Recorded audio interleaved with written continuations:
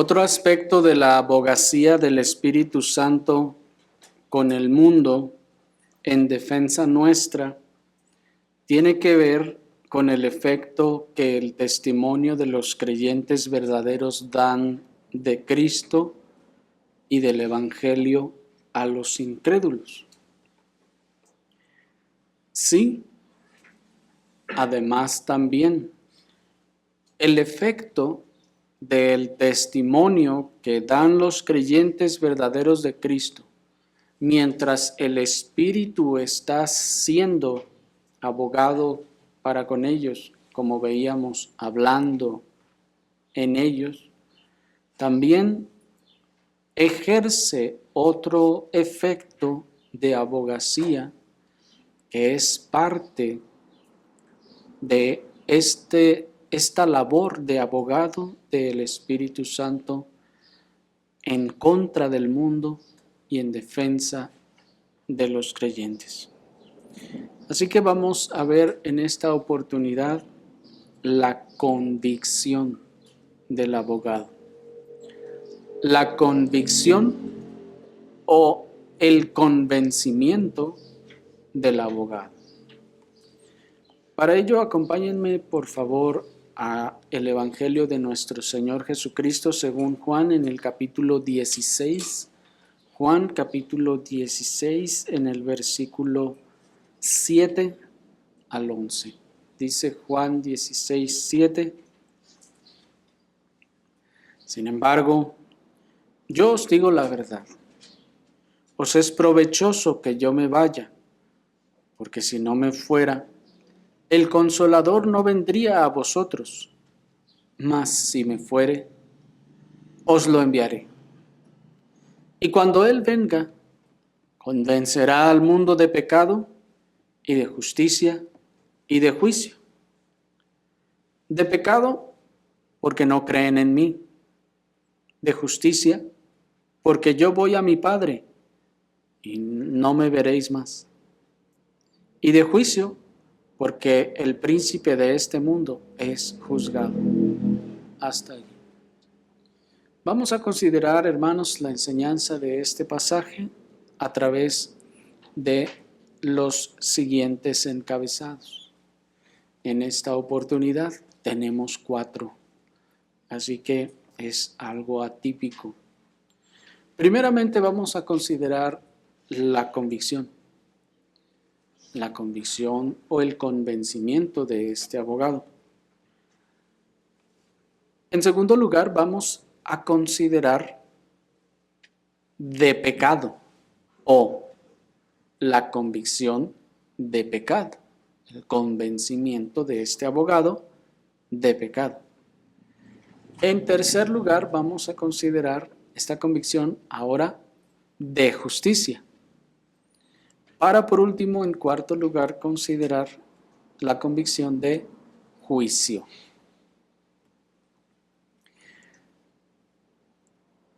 Pero primeramente, hermanos, veamos el convencimiento en sí mismo o la convicción del Espíritu. Dice el versículo 8, y cuando Él venga, convencerá al mundo de pecado y de justicia y de juicio.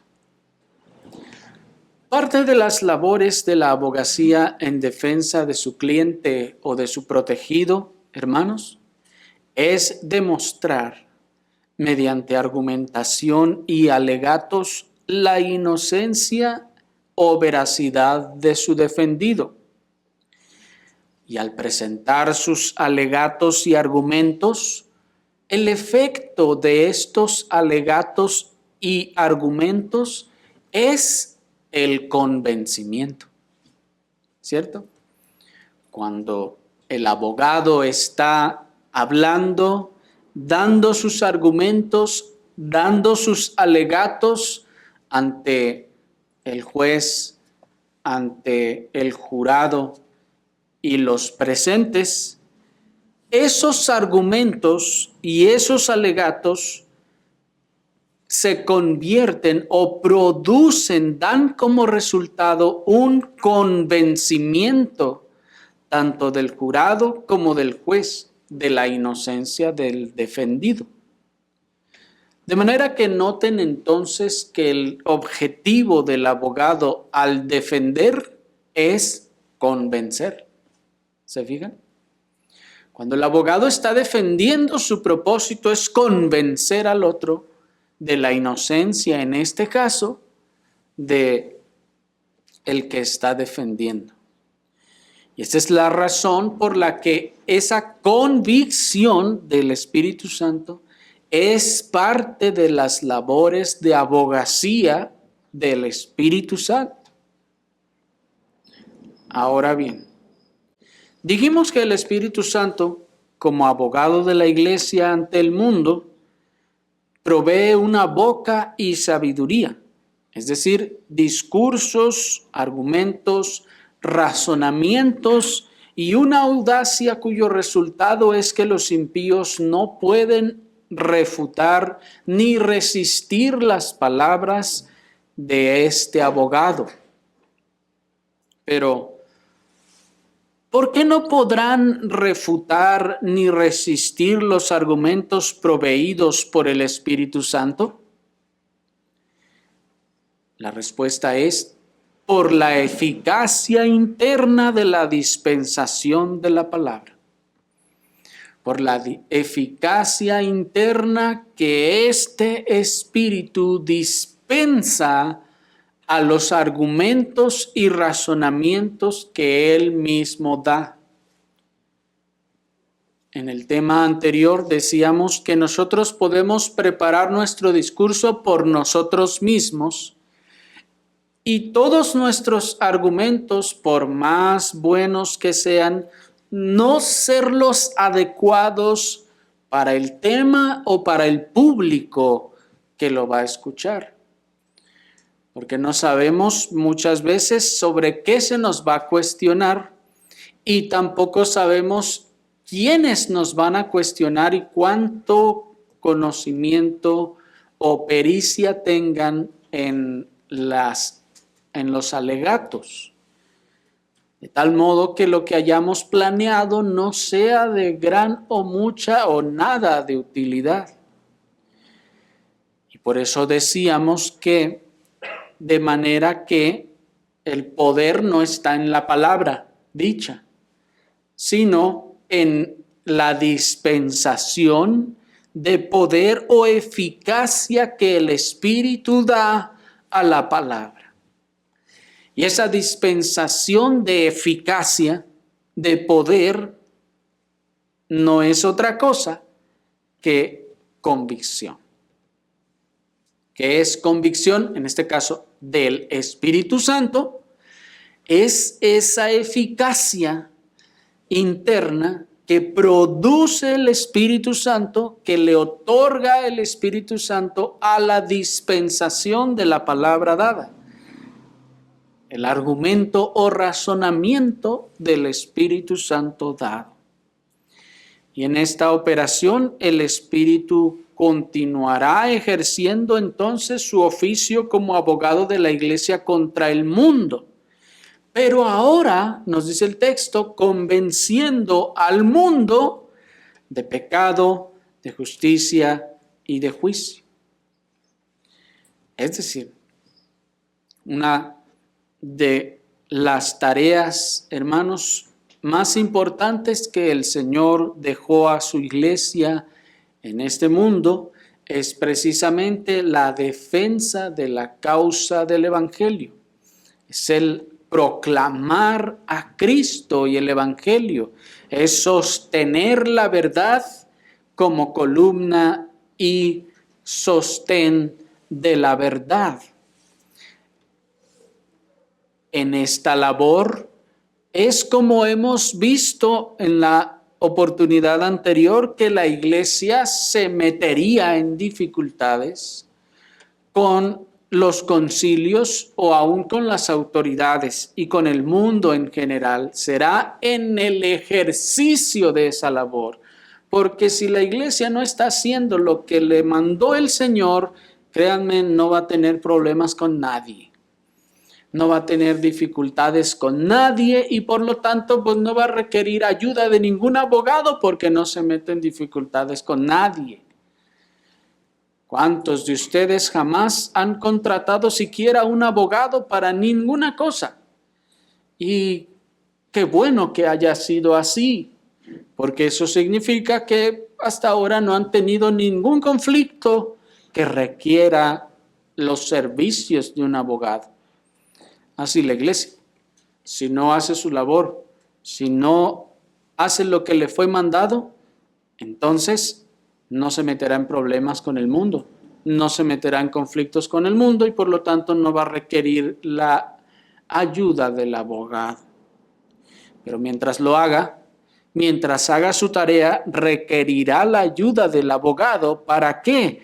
Para que este abogado venga, como dice el texto, y convenza al mundo de pecado, de justicia y de juicio. Pero veamos primero qué significa convencer. De convencerá al mundo. El término griego que se tradujo como convencerá también ha sido traducido como reprenderá y como reprobará, en el sentido de censurar el mal. Pues el término ciertamente incluye estas cosas.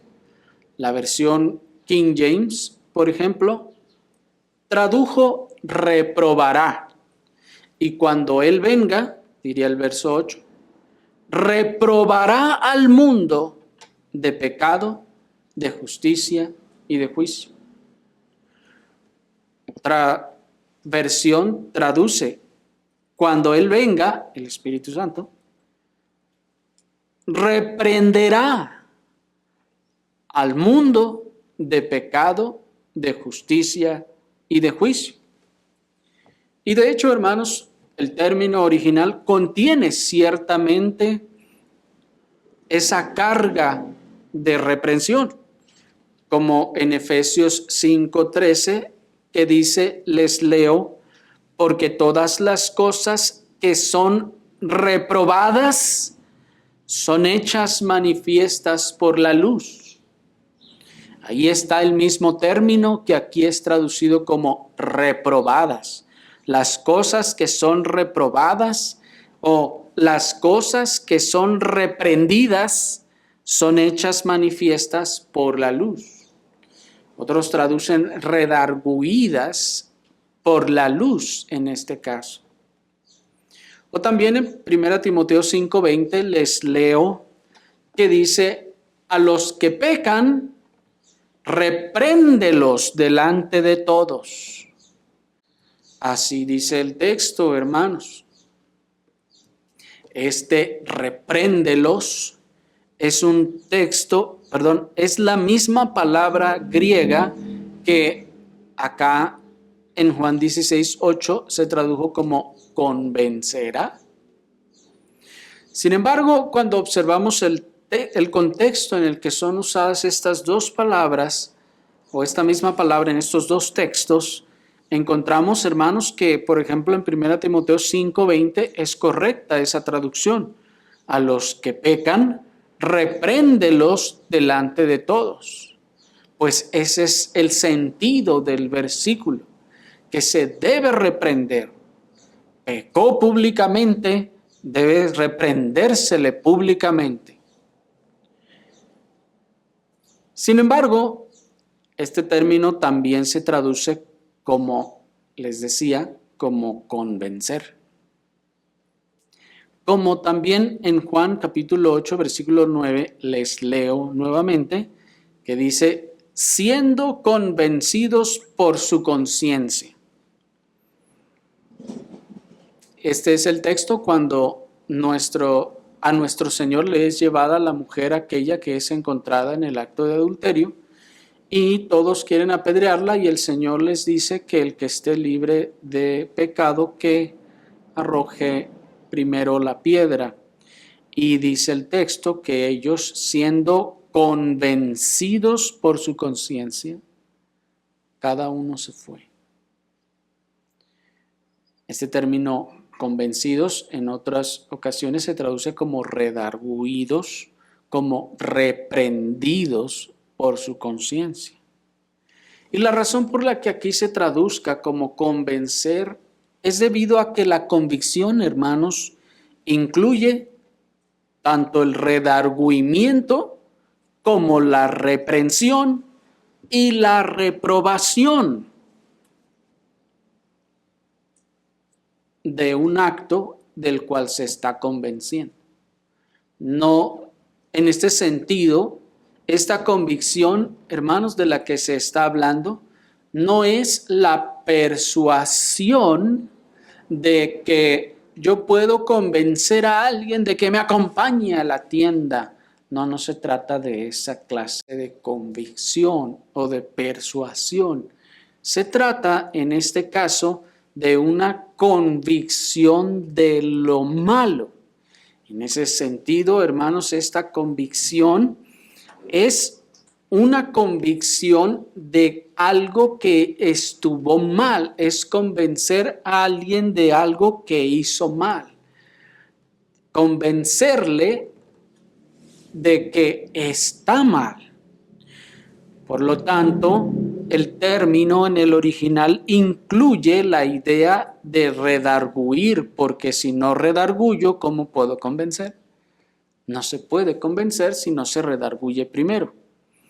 Incluye la expresión o el término de reprensión, porque no se puede convencer de que se hizo mal si primero no se reprende y se dice esto está mal. Si no se reprueba el hecho, no se puede convencer.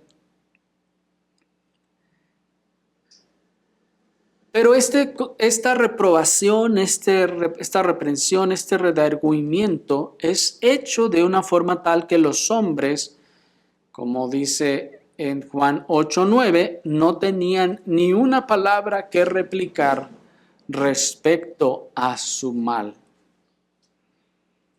Observen pues la razón por la que nuestro Señor nos dijo que el Espíritu Santo daría palabras o boca de sabiduría que no podrían refutar ni resistir. Es decir, porque serían convencidos indefectiblemente.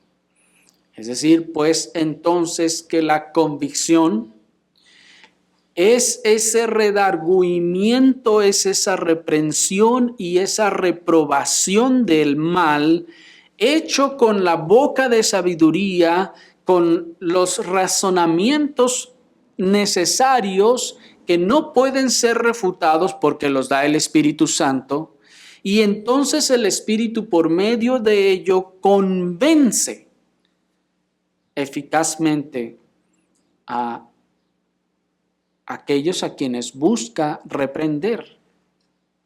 Dice en ese sentido el pastor puritano John Owen, cito, elegkos, que es el término griego, es una evidencia irrefutable o un argumento evidente en Hebreos 11:1. Por lo tanto, elegkein en Tito 1:9 significa mediante argumentos y pruebas irrefutables convencer de tal manera al mundo o a los adversarios de Cristo y del Evangelio que no tengan nada que replicar. Esta es la labor y deber de un abogado que vindicará absolutamente a su cliente en cuanto a su causa cuando su causa lo soporte. Termina la cita.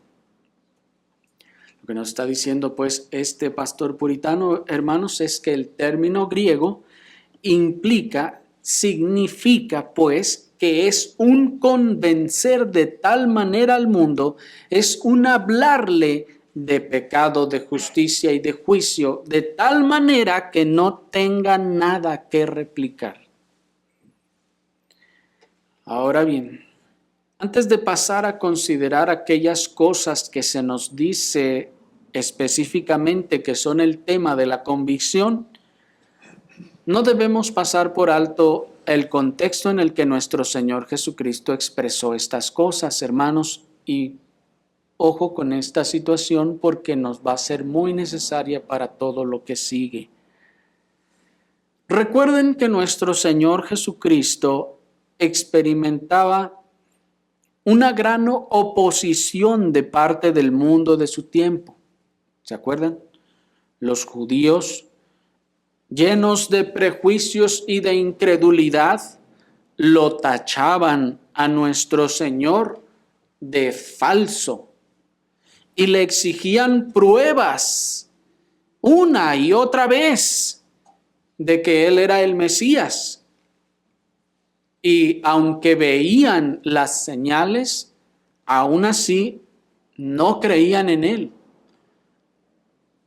Lo acusaban de comedor o comilón, ¿se acuerdan? Lo acusaban de bebedor de vino. Lo acusaban de ser amigo de publicanos y de pecadores. Lo despreciaban y hasta blasfemaban de Él. E incluso le llamaban Belcebú. El mundo religioso de su tiempo, hermanos, le despreciaba y le rechazaba y no quería recibir su testimonio. Ahora entonces que el Señor les estaba diciendo a los discípulos que se iba, pónganse a pensar un poco entonces cómo se quedaban los discípulos. Si cuando el Señor estaba allí, toda la clase religiosa estaba contra ellos diciendo, Él es falso, ese no es el Mesías, no es cierto, es un falso, puras mentiras. Si cuando el Señor estaba allí, todos estaban encima de Él y contra Él y no habían sido convencidos de que Él era el Mesías, ¿qué creen que iba a pasar cuando Él se fuera?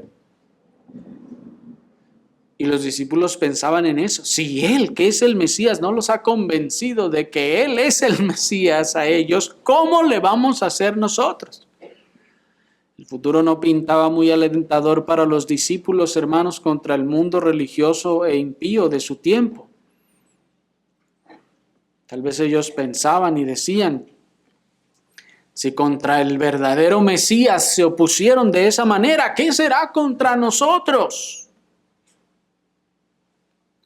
Pero aquí es donde el Señor promete un consolador todopoderoso que daría al testimonio de ellos tal poder y eficacia que actuaría aún hasta en la conciencia de los que se opondrían a ellos, es decir, el mundo, y los convencería de su pecado de rechazar a Cristo, a quien ellos predicaban.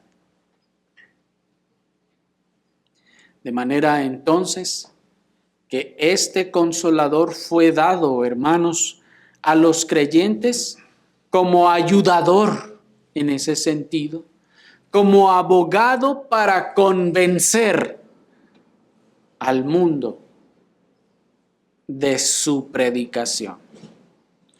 Pero pasemos a nuestro segundo encabezado para considerar entonces de qué se está convenciendo. Que en este caso la primera cosa es de pecado. Miren el verso 8 y 9. Y cuando Él venga, convencerá al mundo de pecado y de justicia y de juicio. ¿Cómo de pecado? El verso 9 nos aclara más específicamente y nos dice de pecado porque no creen en mí. Hasta ahí.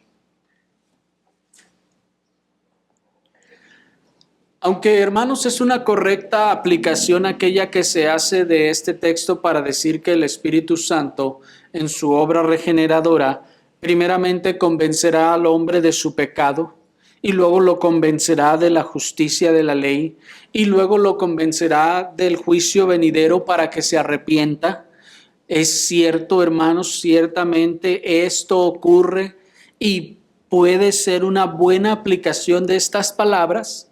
Sin embargo, el contexto de este versículo nos está diciendo que el significado de estas cosas está relacionado con nuestro Señor Jesucristo. Sí, el mundo vendrá a convencer a cada uno. Sí, cuando el Señor quiere salvar a alguien, lo primero que va a hacer el Espíritu Santo es convencerlo de pecado. Sí, cuando el Señor va a salvar a alguien, enseguida le va a mostrar la justicia de la ley. Sí, eso hará el Espíritu Santo en aquel que va a salvar. También le mostrará la verdad del juicio venidero y la condenación que pesa sobre él para que se arrepienta. Sí, hermanos, eso es una realidad. Sin embargo, este versículo, hermanos, no nos está señalando a la conversión. Esta convicción de pecado no se refiere en el contexto a la conversión, sino es algo que se relaciona directamente con nuestro Señor Jesucristo. Pues dice el texto, versículo 9, de pecado, porque no creen en mí. ¿Se fijan? De manera que el pecado del que de manera particular el Señor está hablando aquí, que sería convencido, es el pecado de incredulidad. ¿Se fijan? De pecado, porque no creen en mí. Dice el pastor puritano John Owen en ese sentido. Hay muchos pecados de los que los hombres pueden convencerse por la luz de la naturaleza, como dice Romanos 2, 14 y 15. Y más de los que son reprendidos por la letra de la ley. Y también es obra del Espíritu en general hacer efectivas estas convicciones. Pero estas no pertenecen a la causa que él defiende por la iglesia contra el mundo, ni es tal que alguien pueda ser llevado a la convicción por la luz de la naturaleza o la sentencia de la ley, sino que es la obra del Espíritu Santo solamente por el Evangelio. Termina la cita. Esto, hermanos, es muy pues tal vez asombroso para algunos, porque podemos pensar que el hombre no puede llegar a la convicción de sus pecados si no es única y absolutamente porque el Espíritu Santo lo convence. Lo que el pastor puritano nos está diciendo aquí es que hay algunos pecados que se pueden convencer por la luz de la naturaleza. Es decir, que no se necesita el poder eficaz, las operaciones del Espíritu Santo eficaces para convencer a una persona, por ejemplo, de que asesinar a otra está mal. ¿Me explico? Hay muchas cosas, nos dice, de las que la luz de la naturaleza y sobre todo la letra de la ley de Dios, nos deja convencidos de que eso es pecado. Pero dice, pero aquí esta convicción de la que está hablando de pecado no se refiere a esas cosas o a esa clase de pecados. Aquí es otra convicción y otro pecado. Y en este caso es el pecado de incredulidad. El pecado de incredulidad a la persona y la obra de Cristo, hermanos, ha sido, es y seguirá siendo el gran pecado sutil y oculto del que nadie se siente culpable y al que todos consideran que tienen derecho. Sí, porque cuando se le redarguye a alguien de pecados como el asesinato, por ejemplo, no es muy difícil de redarguirle, a menos que sea una persona completamente oscurecida, perversa y con una conciencia totalmente muerta ya prácticamente, para que no pueda convencerse de que eso es pecado. Sin embargo, hay otro pecado que en este caso es del que se está tratando aquí, que solo la obra del Espíritu Santo puede convencer. Es un gran pecado que es sutil. Es sutil porque muchos no lo considerarían pecado, sino todo lo contrario. El hombre por naturaleza considera que tiene derecho a dudar si una cosa es o no lo es. El hombre considera que tiene derecho a creer o a escoger si Cristo será o no será el Mesías. ¿Me explico? El mundo piensa que tiene derecho a decidir si cree en él o no. Y los que piensan que Cristo es una elección, los que piensan que creer en Cristo es una decisión o una alternativa de vida, no solo deshonran lo que dicen defender, sino que aún más promueven el pecado de incredulidad, haciendo pensar a la gente que cuentan con el derecho de elección o de decisión. Porque en cuanto a creer en Cristo, el hombre no tiene derecho de elección o de decisión. Pues si el texto nos está diciendo que la incredulidad es un pecado, entonces no tienes opción ni decisión. ¿Me están siguiendo? Si la incredulidad es un pecado, entonces no puedo decidir si creer o no. Porque si el asesinato es un pecado, yo no puedo decidir si matar o no. Tengo que evitarlo. Y si la incredulidad es un pecado, yo no puedo decidir si creer o no. Tengo que creer. ¿Me explico? Esa es la razón por la que los que dicen entonces que hiciste tu decisión. ¿Cuál decisión? ¿Por qué una decisión? No puede ser una decisión si la incredulidad es un pecado.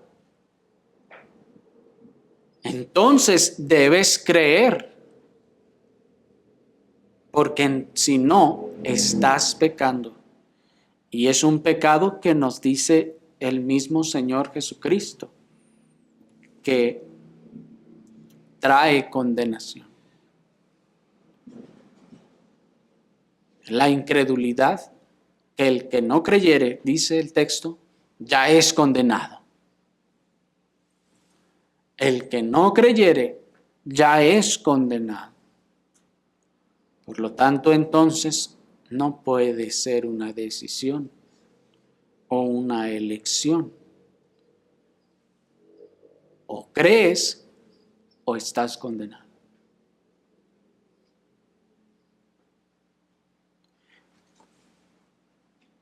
Pero la incredulidad, hermanos, es la primera reacción natural del hombre natural a la predicación del Evangelio de Cristo. Piensen, la incredulidad es la primera reacción natural del hombre natural a la predicación del Evangelio de Cristo. Cuando lo oye, la primera reacción es no creer. El Espíritu tiene que entonces Por eso el Espíritu tiene que entonces convencer, y de hecho por eso es el término, convencer. Es decir, el Espíritu tiene que vencer esa incredulidad, vencer ese obstáculo. ¿Cómo? Con su poder. Por eso decíamos que el poder no está en la palabra o el argumento, el poder está en el Espíritu, que debe vencer el que no creamos. Y noten que así es con la mayoría de las doctrinas que apenas escuchamos por primera vez. Decimos, ¿será? No, se me hace que, como que no, ese texto no va así. ¿Cuál es nuestra reacción natural como seres humanos caídos? La incredulidad, no creer.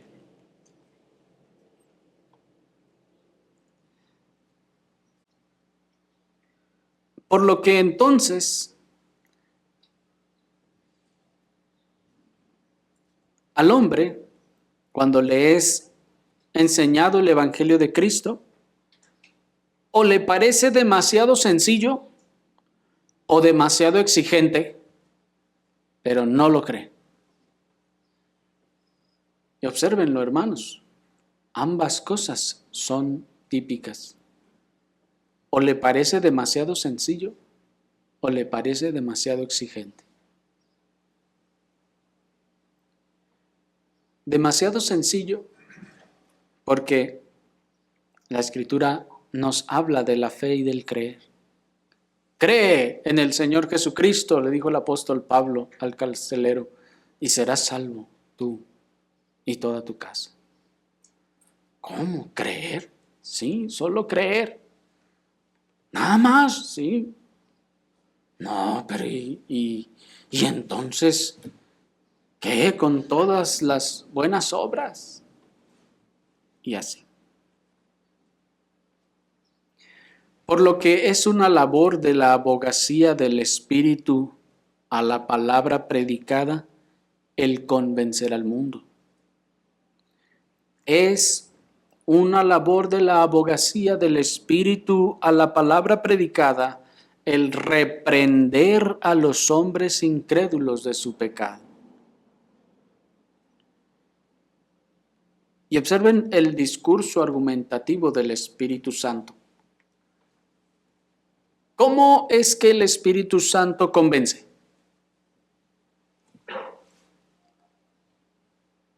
¿Cómo le hace para convencer?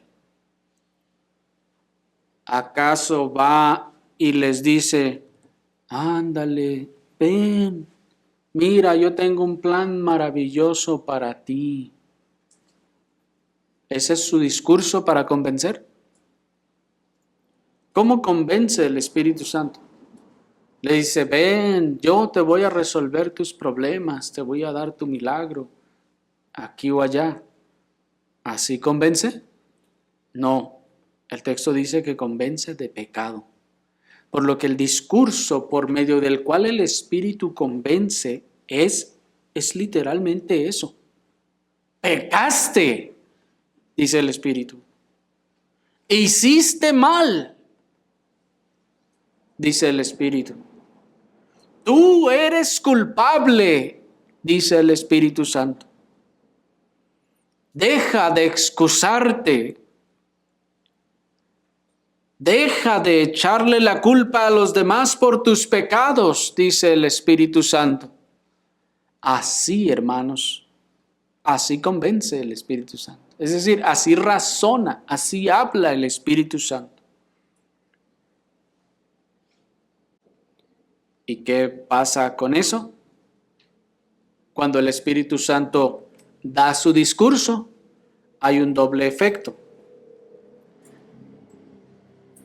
El primero de ellos es que se rindan a la verdad y la abracen, no encontrando ninguna forma de refutar que han hecho mal, y entonces se arrepientan. Ahí el Espíritu convenció. ¿Me siguieron? ¿Por qué tiene que ser del Espíritu? Otra vez, porque cuando nosotros usamos cualquier otra palabra que nosotros pensamos que va a ser mejor, es que esta palabra sí le va a convencer para que se venga a la iglesia. No, el Espíritu es el único que vencerá. ¿Y cómo lo hace? Convenciendo, dice, de pecado. Por lo que el Espíritu entonces hablará y dirá, pecaste. Pero ¿quién va a venir al Señor si le decimos así? Pues el Espíritu es el que le va a convencer. Para eso está el abogado, para hacer lo que nosotros no podemos hacer. Pero ese discurso, esa argumentación, también tiene un segundo efecto, que es que viéndose descubiertos, se obstinen en su pecado y estallen contra la verdad que les es mostrada. Está también ese otro efecto. Se ven descubiertos y en vez de decir, sí es cierto, pequé, lo que hace es que se obstina en su pecado y entonces estalla contra la verdad. Algunos, al ser convencidos por el Espíritu Santo, se arrepienten, se someten a Cristo, creen en Él.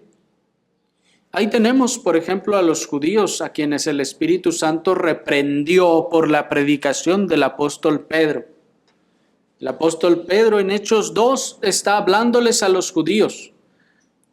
Noten, por el ministerio del Espíritu Santo, por la obra del Espíritu Santo. ¿Y qué les dijo Pedro? Hermanos judíos, por favor vengan porque el Señor está muy triste si no vienen. Miren, les tiene un plan maravilloso, no se vayan. ¿Así dijo el apóstol Pedro?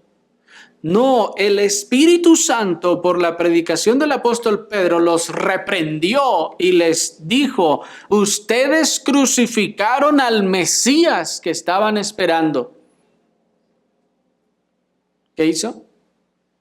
Les reprendió de pecado. Les redarguyó de pecado. Ese era en ese caso su gran pecado de los judíos. ¿Y cómo respondieron los judíos a la reprensión pública de sus pecados? Miren, hermanos, porque Pedro públicamente les dijo, ustedes son unos pecadores. ¿Y saben cuál fue su más grande pecado? Haber crucificado al Cristo. Ahí está el Espíritu Santo haciendo su labor de abogacía en pro de la tarea de la iglesia, la predicación del Evangelio. El Espíritu está hablando allí. ¿Y qué dijeron y qué respondieron esos que habían sido redargüidos públicamente y reprendidos públicamente? Gritaron, ustedes tienen la culpa porque no nos dijeron que Él era. ¿Gritaron eso?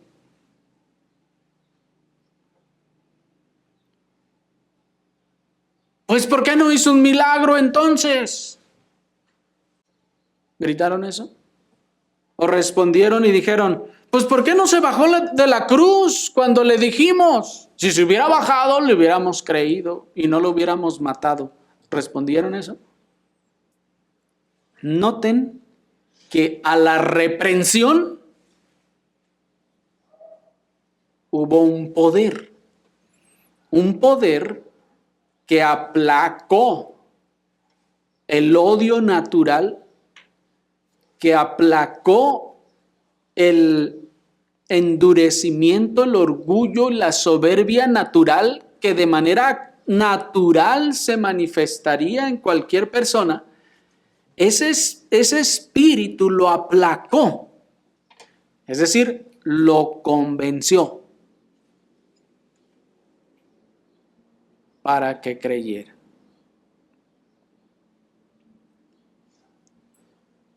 Así pues, es necesario el espíritu. Primero noten que la forma en la que el espíritu hará será reprenderá. Por eso veíamos al principio que reprender, redarguir, reprobar están dentro de convencer en este caso. El espíritu entonces reprobaría, reprendería el pecado. Y él mismo haría que el efecto en el corazón fuera eficaz.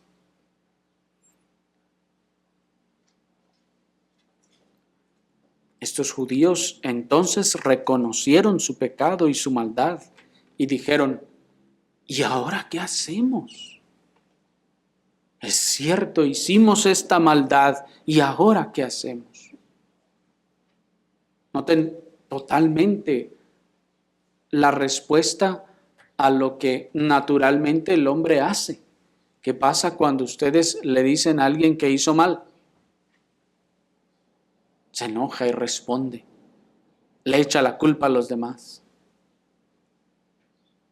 Dice que no hizo nada. El Espíritu Santo está reprendiendo.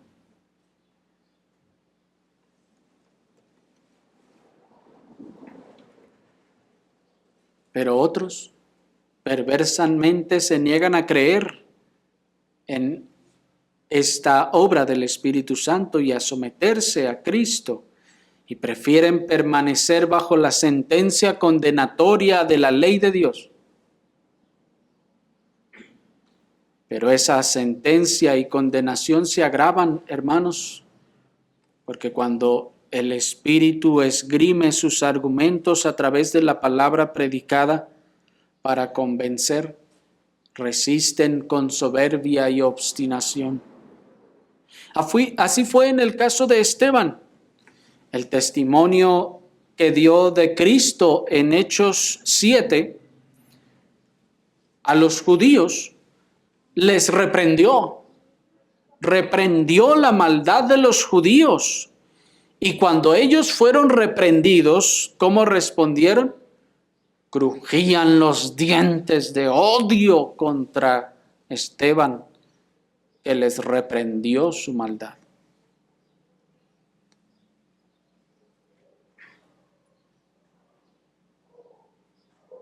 Así, hermanos, es como reacciona el hombre natural.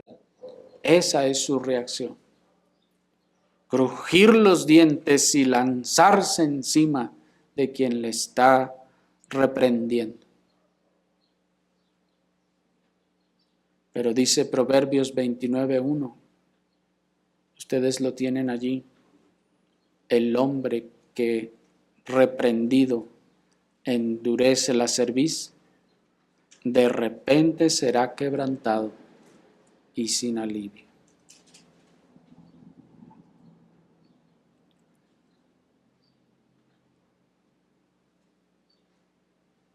El Espíritu entonces, pues,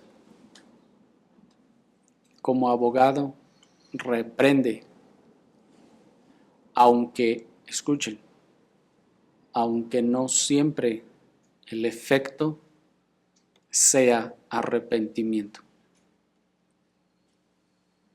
Convence en el sentido de que demuestra que reprende y reprueba la maldad.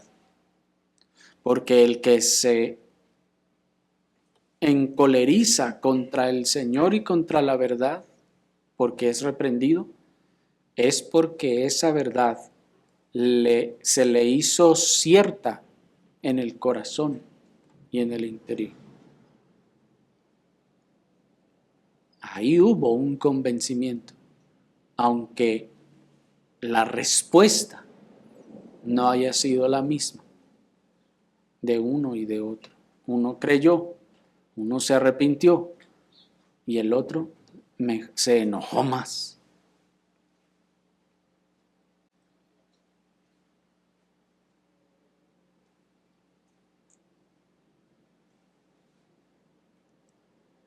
Pero otros, al ser condenados por el Espíritu Santo en la dispensación de la palabra predicada, son realmente humillados y convertidos a la fe. El que se humilla, entonces, viene a la fe. El que no se humilla, sino que se enaltece y dice, yo no hice nada, no puede venir a la fe. Pero pasemos a nuestro tercer encabezado, que es la convicción de justicia. Versículo 10, dice Juan 16:10, de justicia, porque yo voy a mi Padre y no me veréis más. Recuerden, hermanos, como dijimos al principio, en el momento en que nuestro Señor Jesucristo decía estas palabras a sus discípulos, Él era considerado por la nación judía como un impostor, como un falso Cristo. ¿Se acuerdan? Y los discípulos, al irse Él al cielo, sentían que no tendrían más forma de demostrar al mundo que Él era el verdadero Mesías. Y por eso es que se les dice que otra de las labores reprendedoras y convencedoras del Espíritu Santo sería convencer al mundo de justicia. ¿De qué justicia? Bueno, aunque como decíamos hace un rato, se podría ciertamente dar una aplicación de la obra del Espíritu Santo en la regeneración y decir que esta justicia es la justicia de la ley y que el Espíritu Santo va a convencerlos de que la ley es verdadera y así. En este caso, hermanos, a la luz de este versículo 10 podemos entender que esta justicia no es, en este caso, la de la ley, sino la de Cristo.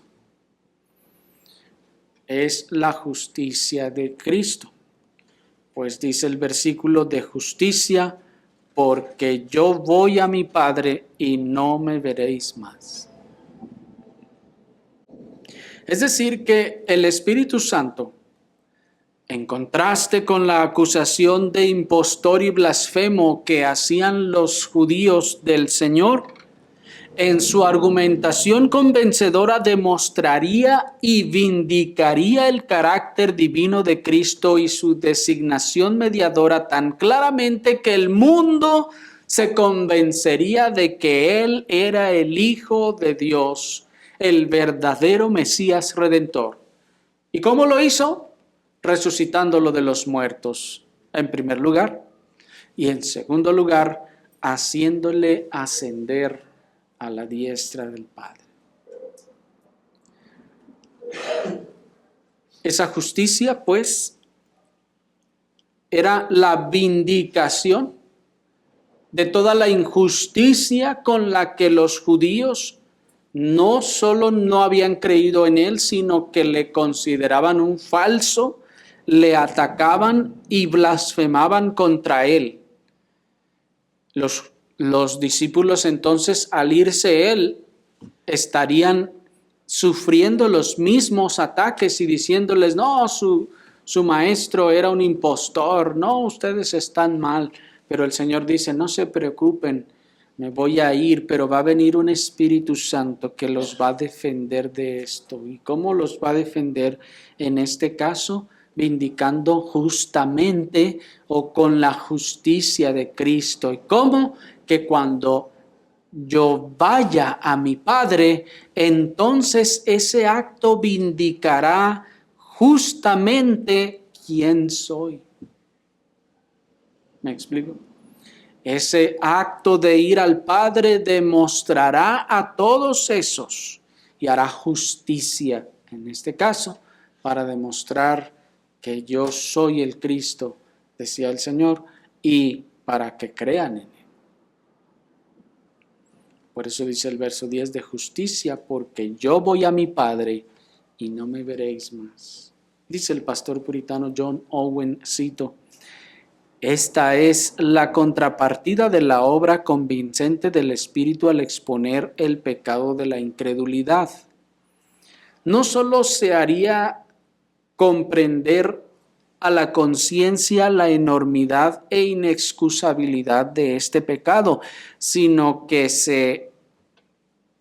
los argumentos endebles y falaces que la incredulidad empleaba para mantener su dominio sobre el corazón se revelarían claramente falsos y sin valor. Pero la integridad y la misión celestial de Jesucristo también se manifestarían en todo su glorioso esplendor y obtendrían aprobación del intelecto de los hombres, incluso cuando la obediencia y el amor del corazón se negaran por la impenitencia y la incredulidad espiritual. En otras partes de la palabra de Dios se nos asegura que esta vindicación en el nombre de Jesús de las calumnias de la incredulidad continuará con mayor poder y éxito hasta que al mencionar ese nombre toda rodilla se doblará y toda lengua confesará a Dios. Termina la cita. Noten pues entonces que el Señor les está diciendo, no se preocupen, cuando el Consolador venga, cuando el abogado venga, Él va a vencer todas esas cosas. ¿Cómo las va a vencer? Venciendo el pecado de la incredulidad, refutándolo, condenándolo. Enseguida, mostrando justicia o haciendo justicia al vindicar a Cristo el Señor cuando ascienda a la diestra del Padre, y enseguida veremos de juicio. Pero la evidencia de que Jesús había ascendido a su Padre se basaba únicamente en el testimonio de los discípulos, confirmado por las señales y prodigios por los que el don del Espíritu Santo pudieron realizar para verificar la veracidad de sus afirmaciones. Es decir, hermanos, que también el Espíritu Santo, al obrar los milagros que obró por medio de los discípulos y de los apóstoles, estaba también vindicando la justicia de Cristo. Es decir, haciendo justicia a todo el mal, a toda la reprobación y blasfemia que en este caso los judíos habían hecho de él para no creerle. Esta convicción de la gloria y justicia de Cristo es y será, hermanos, la obra del Espíritu Santo, ya sea por la fe o por la vista en su segunda venida. De manera entonces, hermanos, que otra vez, hay dos formas en las que esta justicia se vindicará. Primero, en los que creen, creyendo precisamente que Él es el verdadero Mesías y que todo lo que se dijo y se dice contra Él es completamente falso. El Espíritu es el que nos lo hace entender. La razón, hermanos, por la que al oír incluso hoy en día a los judíos blasfemar contra el Señor Jesucristo, nos retiñe en los oídos y en el corazón, es porque el Espíritu Santo ha convencido de justicia a nuestros corazones acerca de Cristo el Señor, y le ha vindicado en toda su gloria en nuestros corazones. ¿Pero qué con los demás del mundo? Esos, hermanos, serán vindicados a la vista de la segunda venida del Señor. Cuando el texto dice que todo ojo le verá, pero ya en este caso, precisamente para juicio. Ahora bien, quiero decir brevemente que esto no solo es una justicia vindicadora, sino también, dado que el ascender Cristo a la diestra del Padre y sentarse a la derecha del Padre, no solo le vindicó como Mesías, sino que manifestó la aceptación de su obra mediadora. Esta justicia de la que es convencido es una justicia justificadora, hermanos, en los que fueron convencidos por el Espíritu Santo. Es decir, que el Espíritu también convence, en este caso, de una justicia que justifica, de que Cristo era verdaderamente justo, como dijo aquel soldado después de verle morir. Dijo, verdaderamente este era un hombre justo. Así, hermanos, esa justicia que mostró al entrar en los cielos y sentarse a la derecha del Padre, es una justicia de la que el Espíritu convence a todos los creyentes, una justicia que justifica, una justicia que pone en la cuenta de los que creen. Ahora el Espíritu entonces hace que se repruebe la justicia del mundo como trapos de inmundicia y convence a los que creen de no poner su confianza en la basura de la justicia propia, sino los convence de que hay una justicia de la que ellos pueden asirse para ser salvos. Lo siguiente de lo que convence el Espíritu es de juicio, hermanos. Dice el verso 11, y de juicio porque el príncipe de este mundo es juzgado. Estas expresiones, hermanos, son un tanto complicadas al leerlas, y es la razón por la que tal vez a muchos les parezca que es muy cansado esto, pero esa es la tarea del Espíritu Santo y estamos procurando a sacarla a la luz para que ustedes puedan entender qué hace en esa labor. En ese sentido, hermanos, Cristo nuestro Señor fue juzgado en esta tierra, ¿se acuerdan?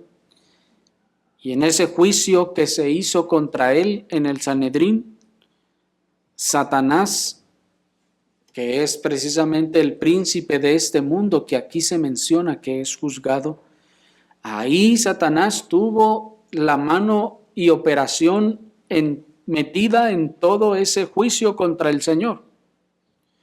Y se efectuó en la hora y el poder de las tinieblas.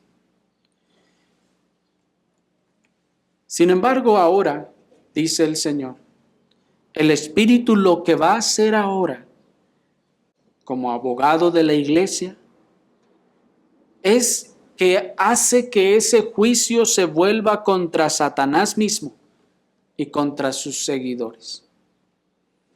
Ahora la operación del Espíritu Santo como abogado de la iglesia contra el ataque de todos los del mundo, diciendo que Cristo fue juzgado y condenado, dicen ellos, como malhechor. ¿Cómo hace abogacía el Espíritu Santo? Defiende a Cristo, defiende la predicación de la iglesia y hace que el juicio de Satanás se vuelque contra sí mismo y contra sus seguidores. La Escritura nos revela que todo juicio ha sido dado al Hijo y que Él juzgará con justicia a las naciones y que con vara de hierro los castigará.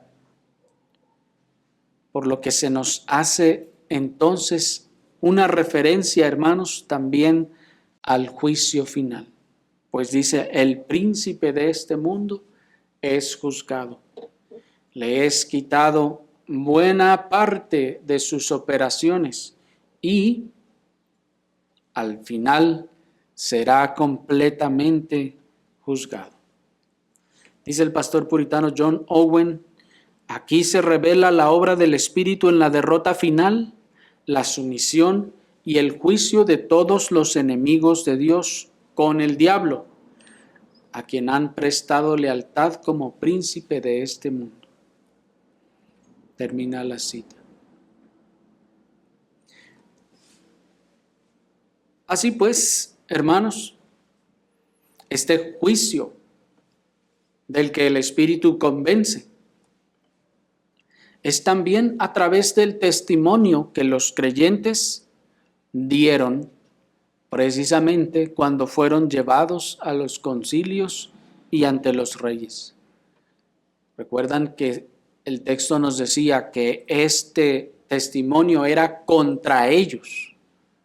¿Por qué? Porque en el día del juicio final, el Espíritu Santo abogará en pro de la iglesia y contra ellos, mostrando todas las veces que claramente se les expuso el pecado, todas las veces en las que claramente se les expuso la justicia de Cristo, que verdaderamente Él era Cristo, el Mesías, y que era justo y era santo, y todas las veces en las que se dio testimonio contra ellos y contra su maldad.